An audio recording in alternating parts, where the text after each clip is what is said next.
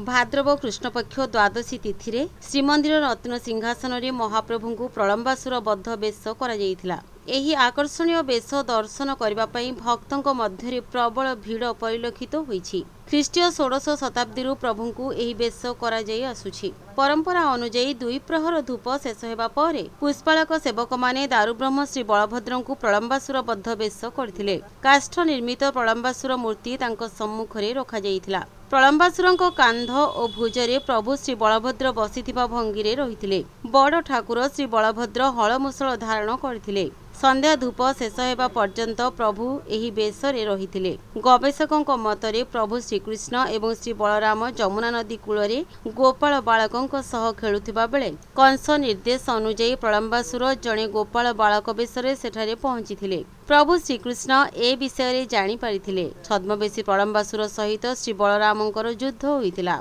बलराम को मुष्टि प्रहार रे प्रलंबासुरंकर मृत्यु होइतिला। एही लीलार स्मृति भावे प्रत्येक वर्ष भाद्रव कृष्ण पक्ष द्वादशी तिथि रे श्री जगन्नाथ मंदिर रे प्रभु श्री बलभद्र को प्रलंबासुर बद्ध बेश करा जाई आसुछि। एथि सह प्रलंबासुर बद्ध लीला मध्य संपन्न होइतिला।